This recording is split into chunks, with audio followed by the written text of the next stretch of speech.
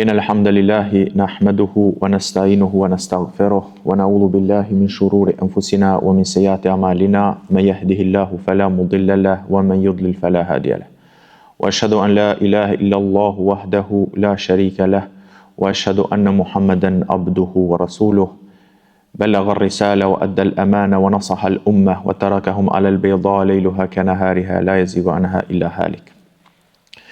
Vetëm Allahun subhanahu wa taala falenderojmë dhe vetëm prej tij faljen, ndihmë, udhëzim kërkojmë. Salavatet, selamet qofshin mbi Muhammedin sallallahu alaihi wasallam, mbi vulën e pejgamberisë, mbi shokët e tij, mbi familjen e tij dhe mbi të gjithë ata të cilët e ndjekën rrugën e tij me sinqeritet deri në atë ditë ku thot Allahu subhanahu wa taala yawman la yanfa'u malun wala banun illa man ata Allah biqalbin salim. Atë ditë nuk të bën dobi asgjë nga kjo botë vetëm ai që shkon tek Allahu me një zemër të pastër. Rabbi shrah li sadri wa yassir li amri wahlul 'uqdatan min lisani yafqahu qawli. Të nderuar vëllezër dhe motra, vazhdojmë me ligjëratën e 9 radhazi nga libri El Minhaj min Mirath an-Nubuwa, pra udhëzime jetike nga trashëgimia profetike. 8 ligjëratat e kaluara kanë pas të bajnë me një lloj parapërgatitje dhe ligjërata e sonte dhe ligjërata e ardhshme me lejen e Allahut do të jetë si një urë lidhse, pastaj që të vazhdojmë me ligjëratat e ardhshme deri në fundin pra e këtij libri. Lutim Allahun subhanahu wa taala të na bëjë dobi atë që e themi. Do ta bëj një përmbledhje të shkurtë për titujt, do t'i përmend titujt e 8 ligjëratave të kaluara, që të shohim se çka kemi fol, pastaj ligjëratën e sotme që ka një lloj lidhse mes atyre titujve që i kemi folur dhe atyre titujve që do të vinë në të ardhmen me lejen e Allahut subhanahu wa taala. Nëse ju kujtohet, titulli i parë ka pas të bëjë me marjiatul wahy, pra kemi fol për tematikën mbi referencën e shpalljes hyjnore, gjithëpërfshirjen e saj dhe rëndësinë në nështrimin ndaj Allahut dhe të dërguarit të tij. Pra kemi fol për autoritetin e shpalljes dhe çka do të thonë që të merret shpallja si referencë. Pastaj ligjëratën e dytë kemi folur për qasjen ndaj Kur'anit sipas metodologjisë profetike, për mbushjen shpirtërore përmes tij, meditimin dhe kërkimin e udhëzimit prej tij dhe qëllime tjera. Pastaj kemi folur në ligjëratën e tretë madhërimi i normave hyjnore dhe paralajmërimi ndaj shkeljes së tyre dhe kemi folur për kategoritë e njerëzve në relacion me madhërimin e normave hyjnore. Ligjëratën e katërt kemi folur për ndërtimin e kritereve, pra ndërtimin pra harmonizimi i kuptimeve mbi kriterin e shpalljes, pra ndërtimi i kritereve mbi shpallje. Si duhet muslimani të ndërtoj kriteret e veta dhe pra duhet e ka obligim që të ndërtoj mbi shpallje. Mu për këtë, pejgamberi sallallahu alaihi wasallam shpesh i korrigjonte sahabët pra kur ato kishin ndonjë kriter të gabuar dhe kemi pru pra shembuj se si Allahu subhanahu wa taala dhe pejgamberi sallallahu alaihi wasallam pra na obligoj dhe na udhëzoj në atë se si besimtari duhet t'i ndërtoj pra kriteret. Dhe kemi thënë një nga shkaqet e devijimit është refuzimi i së vërtetës për shkak të arsyetimeve të gabuara. Pra njeriu ndërton një kriter të gabuar, pastaj sado që t'i vështi me të vërtetën, pra ai kriterin në të cilin e ka ndërtu është pengesë. Po ashtu, ligjëratën e 5 kemi folur për vlera e dijes së dobishme dhe qortimi atij që nuk vepron sipas dijes së tij. Ligjëratën e 6 kemi folur për edukimi profetik, formimi i shokëve në frymën e veprës dhe punës.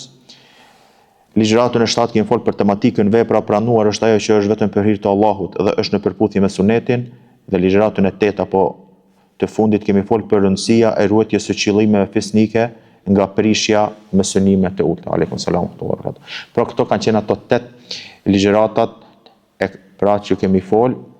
Të gjithë këto ligjërata alhamdulillah janë të incizuara, që do të thotë se këto kanë qenë një lloj parapërgatitje, kur një lloj ndërtimi të personalitetit të muslimanit, momentin që njeriu i ka kuptuar mirë këto, pastaj vjen edhe ligjërata e sotme e cila është tahammul al-fard al-mas'uliyya taklif tijah nafsi, pra përgjegjësia që ka individi për detyrimet fetare ndaj fesë së tij. Pra momentin që njeriu i kupton ato gjëra mirë, atëherë njeriu pra obligohet dhe ngarkohet me përgjegjësi. Këtu kemi të bëjmë me dy lloj përgjegjësisë, autori i pron, përgjegjësia që ka individi për detyrimet fetare ndaj vetes së tij dhe përgjegjësia e përgjithshme që ka individi ndaj islamit dhe muslimanëve. Pra të nderuar vëllezër dhe motra, pra kemi dy lloj përgjegjësi. Përgjegjësi që ka, aleikum selam, përgjegjësi që ka besimtari kundrejt vetes së vet, ka disa detyra, disa obligime dhe kështu me radhë, dhe kemi përgjegjësi që ka besimtari në relacion me islamin, me muslimanët dhe kështu me radhë. Dhe autori i pron këto dy lloj përgjegjësisë, mirë po thotë duhet me pas kujdes se asnjëra nuk bën mu kry në llogari tjetrës. Pra nuk duhet përgjegjësia që është kundër, pra në përgjegjësia që ja ka kundrejt vetes së vet, nuk duhet kjo me qenë shkak që mi pengu, mi kryet obligimin që ja ka ndaj islamit dhe muslimanëve dhe e kundërta. Përgjegjësinë që ja ka ndaj muslimanëve pra dhe islamit nuk duhet ajo me qenë pra shkak që njeriu pra mi hy në hak detyrimeve dhe përgjegjësive që i ka pra ndaj vetes së vet. Pra, sonte me lejen e Allahut subhanahu wa taala do të flasim për kategorinë e parë, përgjegjësinë që ka njeriu pra fillimisht për veten e vet. Thot Allahu subhanahu wa taala: "Faqatil fi sabilillah la tukallafu illa nafsak." Thot i ka zbrit pejgamberit sallallahu alaihi wasallam, i thot lufton në rrugën e Allahut, la tukallaf illa nafsak. Dhe ti thot nuk je përgjegjës vetëm për veten tënde. Pra, edhe pse të nderuar vëllezër dhe motra, lufta si luftë është obligim apo është përgjegjësi, si më thon, shoqërore apo është përgjegjësi, si më thon, nuk është individuale, por është përgjegjësi kolektive, sepse don mjete, don organizim dhe don kështu me radhë mirë, po Allahu subhanahu wa taala i tha pejgamberit la tukallaf illa nafsak. Ti nuk ke përgjegjësi vetëm për atë mundësinë që ke, pra për që mundesh ti me kontribu. Kjo të nderuar vëllezër dhe motra është një mesazh se njeriu pa marrë parasysh a të ndihmojnë apo nuk të ndihmojnë, apo a të përkrahin apo nuk të përkrahin, ajo përgjegjësi e cila është mbi supet e tua nuk largohet në asnjë mënyrë. Pra, pa marrë parasysh se shumë njerëz arsyetohen çfarë dobie ka të punoj une në një vend pra ku ka shumë sprova, ku ka shumë fitne, çfarë dobi e ka dhe kështu me radhë, apo dikush mund të arsyetohet me pretekstin se nuk janë duke punu askush, ka meti vetëm dhe kështu me radhë. Me këtë ajet, Allahu subhanahu wa taala dëshmë ia bë pejgamberit të qartë dhe gjithë ummetit të vet se janë disa përgjegjësi dhe do të vinë ato përgjegjësi që nuk largohen dhe nuk hiqen prej besimtarit në asnjë mënyrë. Pa marrë parasysh a do të kesh përkrahës në këtë rrugë apo nuk do të kesh. Thot Imam Tabariu kur e shpjegon këtë la tukallaf illa nafsak, pra fa innahu yani la yukallifuka Allah fima farada alayk min jihad aduhi wala aduk. Pra fjala ti e përgjegjës vetëm për veten tënde, do të thot Allahu nuk të ngarkon ty në ato që ti ka bërë obligim në luftën kundër armikut të ti dhe armikut tënd, përveç asaj që ai ka ngarkuar mbi ty. Pra ti nuk ke obligim vetëm ajo që është ngarku mbi ty. Dhe me thënë, thot, ti mban përgjegjësi vetëm për atë që ke fituar vetë, jo për atë që kanë fituar të tjerët, dhe mbi ty është vetëm ajo që është ngarkuar ty, jo ajo që është ngarkuar të tjerëve. Pra la tukallaf illa nafsak, Allahu të merr në llogari vetëm për atë që të ka ngarkuar ty.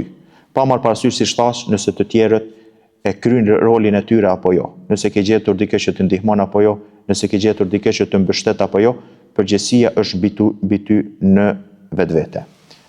Pejgamberi sallallahu alaihi wasallam nga ky parim edhe vepronte. Kemi shumë raste që pejgamberi sallallahu alaihi wasallam edhe pse ndoshta me të vet apo me një rreth shumë të ngushtë nuk u tërhiqte nga ato parimet dhe ato gjëra që i kishte bë duke u nis nga ky ajet. Kemi rastin pra në luftën e Uhudit. Dhe gjithë e dim se ndodhi një sprovë dhe një fitne në luftën e Uhudit dhe u shpërndan sahabët. Jo se ato e tradhtun pejgamberin sallallahu alaihi wasallam. Mirë po pejgamberi nuk e pan pejgamberin sallallahu alaihi wasallam u përhapen lajme të ndryshme dhe kështu me radhë dhe çdo kush pra u tërhoq në vende të caktuara. Dhe me pejgamberin sallallahu alaihi wasallam mbeti vetëm Saadi dhe Talha. Pra, dhe një herën pejgamberi sallallahu alaihi wasallam u zgju fakt ishte u çu një herën me shiku shigjetarët ku janë. Ebu Talha i tha që fidak ja Rasulallah, e kanë përdorur sahabët, u bëfsha kurban për ty o i dërguari i Allahut, mos u zgjo sepse mos u ço pra të shikosh tek shigjetarët sepse ka mundësi dikush do të godas. Atëherën pra nahri dune nahrak, pra më përparësi i jap që unë të dal me gjoks të mbroj ty se sa ti të dalsh pra dhe të mbytesh ti, ma primare është që unë të mbytem se sa të mbytesh ti. Me rëndësi, pejgamberi sallallahu alaihi wasallam nuk e pranoi këtë gjë. Pse? Duke u nis nga ky ajet la tukallaf illa nafsak. Do të thonë atë përgjegjësi që ishte për pejgamberin sallallahu alaihi wasallam donte që ta krynte vet, nuk la që ta krynte dikush tjetër nga shokët e tij. Pse? Thot Allahu subhanahu wa taala wa kulluhum atihi yawm al-qiyamati farda. Dhe çdo kushtot prej jush do të vijë në ditën e Kiametit pra vet. Pra nuk do të vinë pra si grupe, si shoqëri dhe kështu me radhë. Njeriu në këtë botë të nderuar vëllezër, nëse metën se Allahu subhanahu wa taala kur e ka kriju njerin e ka kriju si krijesë sociale. Pra njeriu vet nuk ka mundësi për me mbijetu. Për një ka kriju dhe familjen dhe ka bërë që tjetë familja qetësi për te, prehja dhe kështu me radhë, shoqëria dhe kështu me radhë. Mirë, po në ditë të Kiametit, pra këto çka janë në dunja nuk do të bëjnë dobi dhe do të vinë pra vetmas. Kjo do të thotë të nderuar vëllezër se edhe pse njeriu në këtë botë nëse i kërkohet të jetë i vetëm e ka vështirë. Mirë, po kur e din se është kaluese, e përballon 1 ditë, 2 ditë, 1 muaj, 2 muaj, do të qëndrosh 1 muaj vetë, do të qëndrosh 1 vjet vetë, pra njeriu e kalon.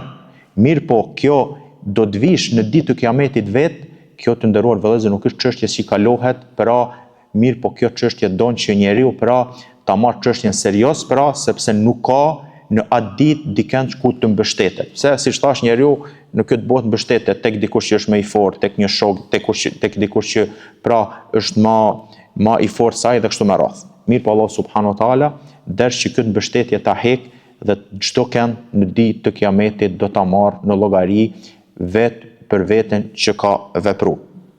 Për këtë thot wattaqu yawman la tajzi nafsun an nafsi shay'a. Dhe keni frikë në atë ditë që është shumë e vështirë që askush nuk mundet me bë dobi askujt. Pra kjo tregon se nuk duhet njeriu përgjegjësitë që i ka mbi veten e vet dhe është ngarkuar me to, nuk duhet që t'i lidh me persona tjerë. Momentin që e ke një përgjegjësi, duhesh ta krysh. Për atë Allah thot: "Ya ayyuhan nas, ittaqu rabbakum." O ju njerëz, thot, keni frikë Zotin. "Wakhshaw yawman la yajzi walidun an waladihi wala mauludun huwa jazin an waladihi." Keni frikë atë ditë që as prindi thot nuk ka mundësi t'i bëj dobi fëmijës së vet dhe as fëmia nuk ka dobi thot t'i bëj dobi prindit të vet. Inna wa'dallahi haq, sepse premtimi i Allahut është hak. Pastaj thot fala taghurrannakumul hayatud dunya.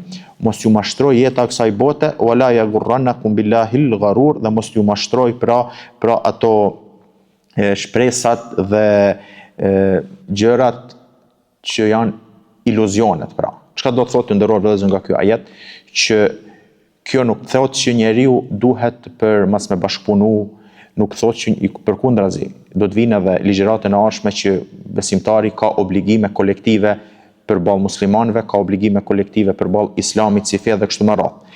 Mirë, po në gjëra të cilat njeriu i ka obligim që i është i ngarkuar, një përgjegjësi e ka Allahu subhanahu wa taala, dikon i ka dhënë pasuri. Dhe ky ka obligim që këtë pasuri ta jap hakun, siç është zeqati dhe obligime tjera ndaj kësaj pasurie. Pra ky obligohet me këtë dhe duhet ta kryejë këtë obligim. Tjetri nuk ka mundësi me dhënë kontribut në aspektin si ka dhënë ky i pari, sepse ndoshta s'ka pasuri, mirë, po ky ka mundësi me kontribu në një mënyrë tjetër. Ky pra nuk bie obligueshmëria dhe nuk bie përgjegjësia nga ky person derisa ta kryejë atë përgjegjësi. Rëndësia të nderuar vëllezër që ka që ta kuptojë njeriu rëndësinë e përgjegjësisë dhe peshën e përgjegjësisë që ka çdo njeri, kur zbriti ajeti wa anzir ashiratakal aqrabin, pejgamberi sallallahu alaihi wasallam kur zbriti dhe paralajmëro të afërmt e tu më të afërt, atëherë kur zbriti ky ajet, atëherë u zgju pejgamberi, pra u çu në këmbë dhe filloi u drejtu duke fillu prej ja mashar Quraysh, o Quraysh. Thot Ishtëru anfusakum la ughni ankum min Allah shay'a. Shpëtoni vetet e juaja sepse unë nuk muj me ju sjell juve dobi. Nuk u mjaftu vetë me këtë mesazh, po filloi pastaj një ka një prej më të afërmit dhe tha fisit Abdul Manaf. Pastaj tha axhës së vet, ja Abbas ibn Abdul Muttalib, la ughni ankum min Allah shay'a.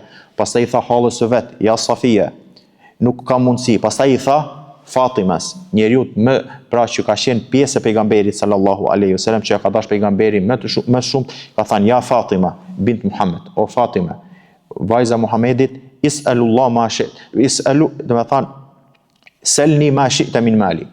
Sa i përket në këtë botë, kërko nga unë çka të duash, mirë po la ughni anke min Allahi shay'a, sepse nuk ka mundësi të mbroj nga Allahun azza. Kjo të nderuar vëllezër, duhet të ndalemi diçka ta shpjegojmë, sepse është vërtet se pejgamberi sallallahu alaihi wasallam do të ndërmjetësoj për umetin e vet. Mirë po siç e dim, janë disa ndërmjetësime. Mirë po të gjithë këto ndërmjetësime të nderuar vëllezër dhe motra janë të lidhura me lejen e Allahut subhanahu wa taala. Pra askush, as pejgamberi sallallahu alaihi wasallam nuk mundet me ndërmjetësu për askën derisa t'i jap pra Allahu subhanahu wa taala leje.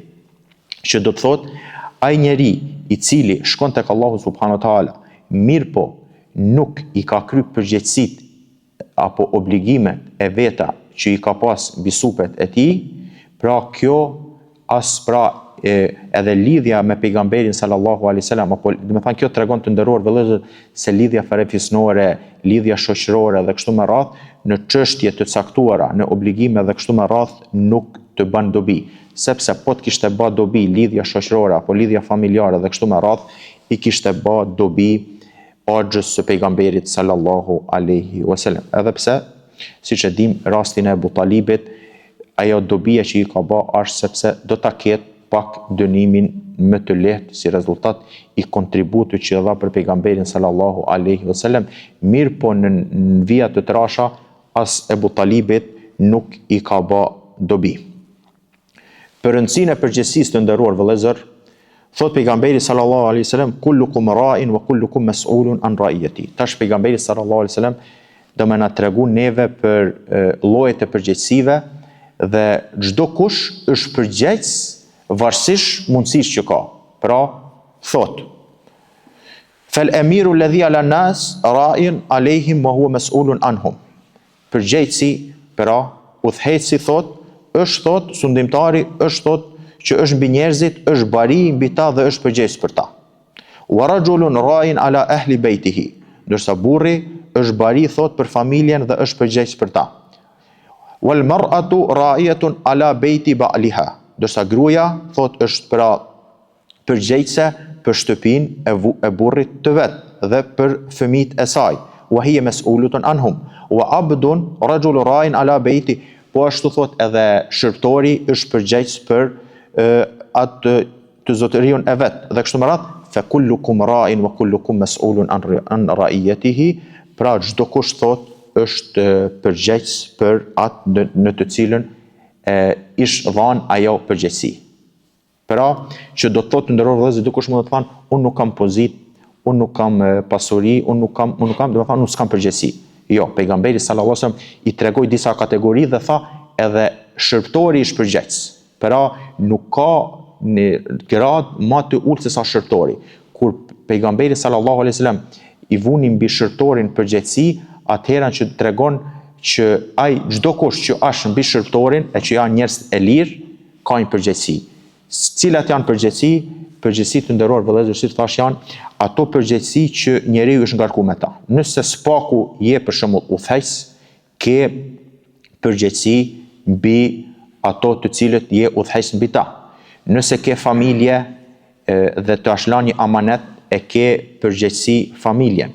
Nëse të është dhënë, pra Allahu subhanahu wa taala, të nderuar vëllezër, kur thot për amanetin, thot inna Allaha ya'murukum an tu'addu al-amanati ila ahliha. Allahu urdhëron që amanetet t'i çoni tek ata që i meritojnë, pra ila ahliha. Cili është amanet të nderuar vëllezër? Amaneti kryesor. Cili është?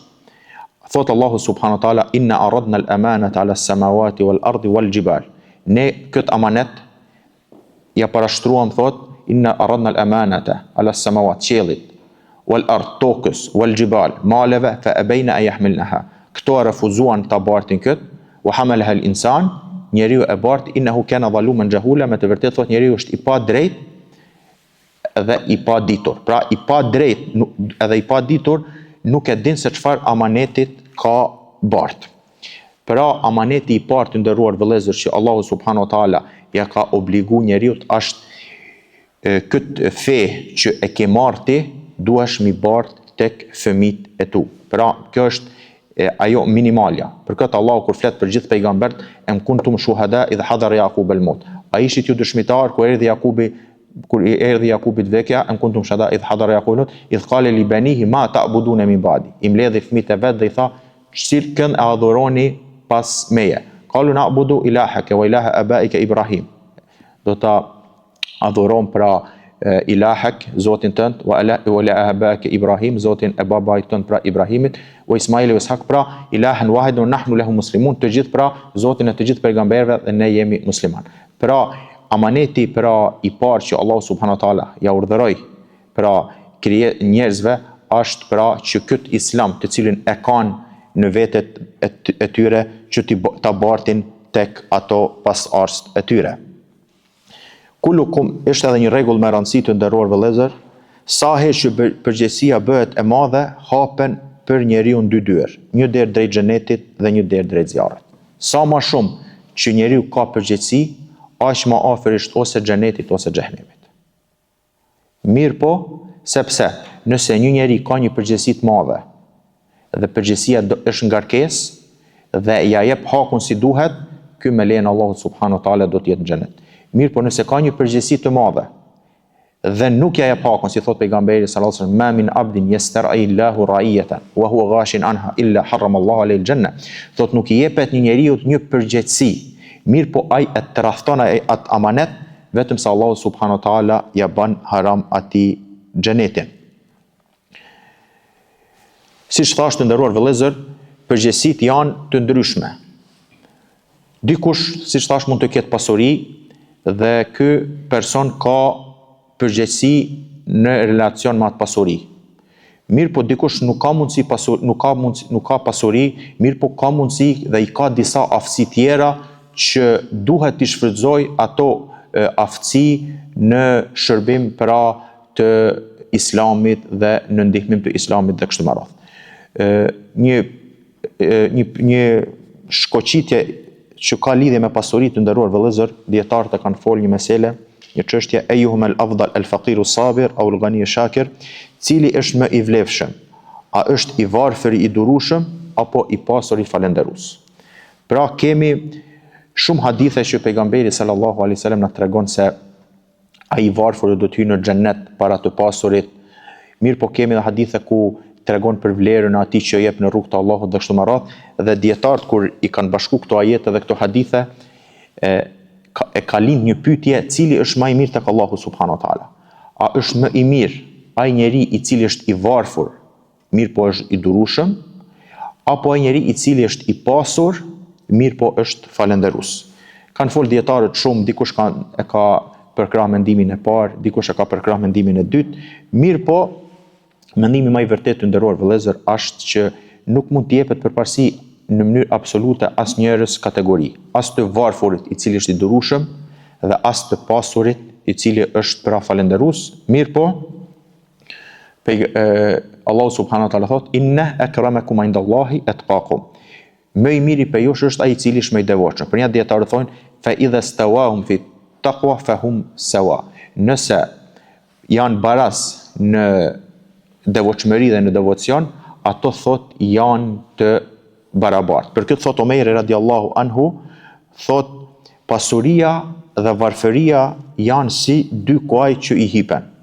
Nuk më intereson cili prej tyre do t'i hipi. Pra nuk ka rëndësi a jam i sprovuar me varfëri dhe duroj, apo jam i sprovuar me pasuri se edhe pasuri është sprovë dhe jam falëndërues. Pra me rëndësi është që nëse jam i varfër, duhet të bëj durim, dhe nëse jam i pasur, duhet të jem falënderues. Nëse këto dyja janë pra në rregull, atëherë nuk ka diçka, domethënë nuk ka diçka që jep përparësi njërës kategori ndaj tjetrës. Thot pejgamberi sallallahu alaihi wasallam, pra edhe këtë hadith që më na tregu për rëndësinë e përgjegjësisë që ka njeriu. Thot ma minkum min ahadin illa sayukallimuhu Allah yawm al-qiyamah. Nuk ka asnjëri prej jush veç se Allahu do t'i flasë atij në ditën e Kiametit. Lejse bejnehu wa bejnehu, pra nuk ka mes Allahut dhe atij turxhuman, përkthys. Fayanzuru aymana minhu fala yara illa ma qaddam. Shikon në anën e djathtë, nuk shef vetëm se çka ka vepru. Wa yanzuru, thot, shikon në anën e majt, nuk shef fala yara illa ma qaddam, vetëm atë që ka vepru. Wa yanzuru bayna yadayhi, shikon përpara, fala yara ila an-nar, dhe nuk shef vetëm se zjarr. Pastaj çka thot pejgamberi sa, kjo është ajo me rëndësi, thot fattaqu an-nar walau bi shakki at-tamra walau bi kalimatin tayyiba. Keni frikë nga ky zjarr, qoftë edhe me një gjys hurme apo me një fjalë të mirë. Të nderuar vëllezër, pejgamberi sallallahu alaihi wasallam nuk tha keni frikë Allahun qoftë edhe me një hurmë apo me një fjalë. Tham qoftë edhe me gjys hurme. Kjo tregon, të nderuar vëllezër, se Allahu subhanahu wa taala, tek Allahu janë peshore të ndryshme. Pra ka mundësi një njeri e bën një vepër shumë të madhe në shikimin e njerëzve mirë, por tek Allahu nuk ka peshë. Dhe e kundërta, ka mundësi një njeri e bën një vepër shumë të vogël në shikimin e parë, ndoshta një euro a jep, mirë po tek Allahu subhanahu wa taala kjo ka peshë. Mirë po ajo që është më e rëndësishme, të nderuar vëllezër, që nxirret nga ky hadith, keni frikë Allahun, pra walau bi shaqqi tamra, pra qoftë edhe me gjys hurme, që do të thotë tani pra është koha e veprimit, sepse do të vi një kohë që do të ketë llogari dhe s'do të ketë punë. Tash është koha punës dhe nuk ka llogari. Dhe më e rëndësishme se kjo është, të nderuar vëllezër, se kur pejgamberi sallallahu alaihi wasallam na obligoi që ta kemi frikë Allahun qoftë edhe me gjys hurme. Çdo kush prej nesh, ta marrim në jetën tonë praktike, ka mundësi me marr përgjegjësi dhe me kontribu ma shumë se sa gjysa hurmës. Kur ne e kemi obligim që ta kemi frikë Allahun qoftë sa me gjys hurme, si është puna, të nderuar vëllezër, me ato gjëra të cilat pra kemi mundësi. Për atë thot pejgamberi sallallahu alaihi wasallam, kush jep sadaka, thot sa pesha një hurme nga fitimi i lejuar, halal, wala yaqbalu Allah illa at-tayyiba. Edhe pse Allahu thot nuk e pranon vetëm se të lejuarën, thot Allahu merr atë me të djathtën e tij dhe pastaj e rrit atë për atë që ka dhënë sadaka, ashtu thot siç e rritni, thot ju të voglin e kalit derisa të bëhet, thot, i madh sa një mal. Pra të nderuar vëllezër, me këto ajete, pra siç thamë ajetin la tukallaf illa nafsak, ti nuk merresh përgjegjësi vetëm për atë që je obligu. Ajeti që thot Allahu subhanahu wa taala, wa kulluhum atihi yawm al-qiyamati farda, dhe çdo kush do të vijë tek Allahu vet, pra dhe ma minkum illa sayukallimu Allah, hadithi pejgamberit sallallahu alaihi wasallam, nuk ka dikur vetëm se Allah do t'i flas mes ti dhe Allahut. Keni frikë nga ky zjarr, qoftë edhe sa një gjys hurme dhe kështu me radhë. Të gjithë, të nderuar vëllezër dhe motra, të gjithë këto ajete dhe të gjithë këto hadithe na tregojnë për rëndësinë që ka pra ajo përgjegjësi e cila njeriu është i ngarkuar. Dhe kur Allahu subhanahu wa taala nuk i la leje pejgamberit sallallahu alaihi wasallam në luftë, siç thash, ku lufta është çështje që don organizim, është çështje që don kolektiv, është çështje që don financim, është don kështu me radhë, kërkoi nga pejgamberi sallallahu alaihi wasallam dhe pastaj edhe gjithë umeti i tij se në ato gjëra të cilat ti ke mundësi mi bë dhe kërkohet nga ti dhe je pra ke përgjegjësi në ato detyra në të cilën je obligu, e ke obligim që t'i kryesh, pa marrë parasysh a do ta kesh përkrahjen e tjerëve apo jo. Kjo fillon, thash, kjo është pra relative, fillon varësisht sa ka njeriu mundësi. Dhe kjo është për shembull ai i cili ka mundësi dhe ka pozita dhe ka pozita dhe kështu me radhë, ai ka përgjegjësi më shumë. Mirë po minimumi, të nderuar vëllezër, është që njeriu pra ka përgjegjësi mbi veten e vet, mbi familjen e vet, pra nëse mund të arsyetojë dikush unë s'kam pozit, nuk kam pasuri dhe kështu me radhë, ka mundësi, ka obligim mbi veten e vet, ka obligim mbi familjen e vet dhe ka obligim mbi gjithë ato mundësi që kërkohet nga ai dhe ky i ka mundësit. Pra nuk arsyetohet para Allahut subhanahu wa taala. Allahu thot el-yawm akmaltu lakum dinakum.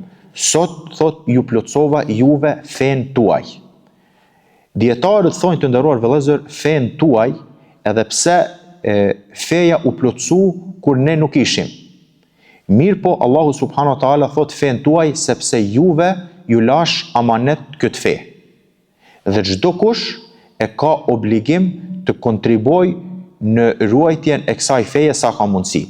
Për atë pejgamberi sallallahu alaihi wasallam thot: "Bellighu anni walau aya." Përcjellni nga unë qoftë edhe një ajet. Kur thonë dietarët bellighu anni walau aya, bellighu kjo është ka në mënyrë urdhërore. Anni nga unë kjo ka në mënyrë pra tashrif, nder, me transmetu prej pejgamberit sallallahu alaihi wasallam. Mirë po pra në mënyrë urdhërore, nder për çdo kënd që transmeton diçka nga pejgamberi sallallahu alaihi wasallam, walau aya, qoftë edhe një ajet, kjo ka ardhur takhfif, pra me lehtësu. Pra që këtu me hy sa ma shumë kategori të njerëzve, pra në përcjelljen e fesë. Ka dallim të nderuar vëllezër në përcjelljen e fesë dhe në atë nxjerrjen e dispozitave të fesë. Nxjerrjen e dispozitave të fesë, të halalli, harami dhe kështu me radhë, këto çështje janë për njerëz që janë pra eminent dhe janë kompetent për që kanë arritur një gradë të ijtihadit. Mirë po përcjelljen e një ajeteve, përcjelljen e haditheve, kontributin dhe shërbimin kësaj feje dhe kështu me radhë, sa ka mundësi njeriu është përgjegjës para Allahut subhanahu wa taala. Dhe asesi nuk duhet mi hap derë shejtanit dhe me ra pre e tij duke thënë se vetëm unë jam duke punu, tjerët nuk janë duke vepru dhe kështu me radhë. Thjesht la tukallaf illa nafsik. Ti merresh në llogari për veprën që ke bë, nëse ke ndihmues, nëse ke përkras, alhamdulillah. Mirë po nëse nuk ke, prap alhamdulillah, pra ti e merr shpërblimin. Dhe si thash pra, nuk duhet mi hap derë shejtanit dhe me thonë jetojmë në një kohë ku fitnet na kanë rrethu, sprovat na kanë rrethu, pra jetojmë me një rreth ku nuk kemi përkrahje, jetojmë me një rreth ku jemi të huaj, jetojmë dhe kështu me radhë, çka mundena me kontribu. Allahu subhanahu wa taala nuk ka kërkuar nga ne ndryshimin e gjendjes, sidomos kur nuk janë shkaqet dhe sebepet, pra nuk janë gati për ndryshim. Siç thash, Allahu subhanahu wa taala ka ligje në tokë, duan të plotësohen disa kushte dhe të largohen disa pengesa. Pra Allahu nuk ka kërkuar nga ne që ne ta ndryshojmë gjendjen tonë, rrethit tonë nëse shkaqet nuk janë. Mirë po, Allahu ka kërkuar nga ne që atë të cilin e kemi mundësi, e kemi përgjegjësi ta kryjmë. Pra kjo është rregull të nderuar. Nuk kërkohet nga ne që ta ndryshojmë gjendjen nëse shkaqet, nëse Allahu subhanahu wa taala Allah nuk i ka përgatitur shkaqet dhe nuk ish eduku brezi për ndryshim. Pra, mirë po, kjo nuk do të thotë se njeriu me hek dorë dhe mu largu dhe mos mi kry ato përgjegjësi që i ka.